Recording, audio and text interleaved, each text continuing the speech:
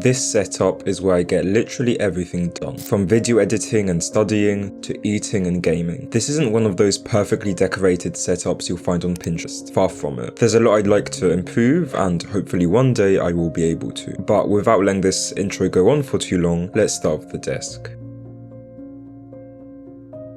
This desk is pretty old as far as Ikea furniture goes. The tabletop is a white lag captain supported by an Alex drawers unit. You can clearly see the wear and tear on it, which I have tried rather unsuccessfully to cover with this brown mousepad that I bought off of Amazon for about £10. Just like the desk itself, it isn't the best quality and has tainted the table under it, but it does help make the whole setup a bit more cohesive. My favourite part of the setup lives right on top of the Alex drawers. It's a custom PC I built back when I was just starting out with video editing. Inside it's running an RTX 3060, an Intel Core i5-13500, 32GB of RAM, and has 3TB of M.2 storage, which is constantly running out. This PC is really important to me, not only because it was expensive, but because it's also the reason I want to go back to school and study electrical engineering. On top of it, I have this creepy little gingerbread plushie that my mum gave me. I don't really like him, but he's always been here. All of my cables run behind the desk, and while it's not the cleanest system, it's not visible on camera, so it doesn't really bother me. My PC powers a single monitor, the Asus ProArt display. It's a 24-inch IPS panel with 75Hz and way too many complicated color settings that I know nothing about, do nothing with, and completely miss out on because I tend to have the brightness set to 40. My keyboard is a cheap TechNet wireless keyboard I grabbed off of Amazon. It connects via Bluetooth and I only got this one a few weeks ago, so far so good. If you know what this type of, I guess, laptop keyboard is called, please leave the name in the comments. I would love to know. This mouse was gifted to me and is also from TechNet. It's nothing special, but it does have 6 levels of sensitivity, which is neat as it means I get to adjust it to my liking. On the other side of my desk, I have this run-up work lamp from Ikea, which works really nicely with the vibe I'm going for. I would like to change the color of the light bulb at some point because whilst it is cozy, the color doesn't look great on camera. This side of the desk does tend to get pretty messy with various different items typically lying around here, but I do my best to keep it somewhat organized. Right now I have my Casio calculator, the second book in the Charlie Bone series, a physics textbook, and my favorite pen lying here. As you can see, this lamp is also home to my headphones. These are the Sony WH-CH720N. I'm very happy with the sound quality, the light and the noise cancellation is really good,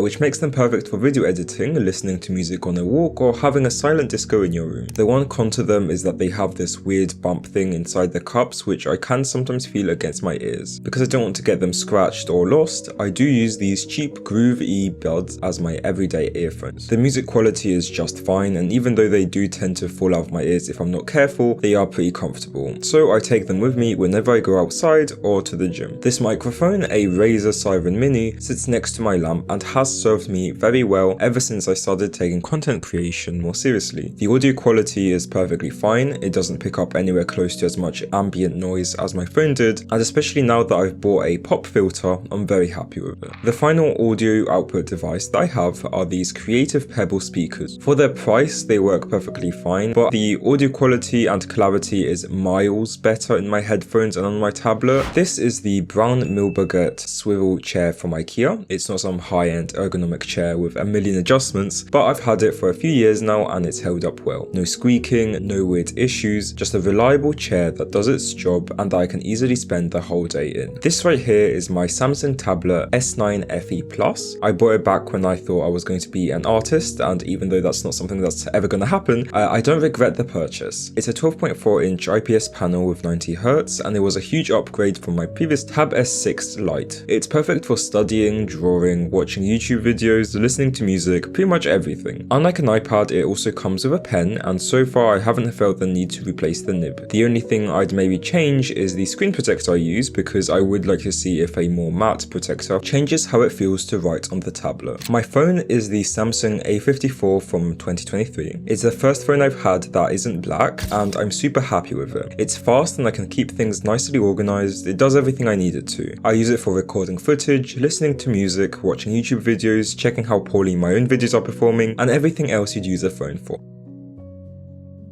And that's it, my whole 2026 productivity desk setup tour. Honestly, my desk is the only area of my room I actually like, which is fine because it is where I spend the majority of my time. Please do remember that none of this is necessary in order to be productive. At the end of the day, it's not the quality of your tools, but how you use them.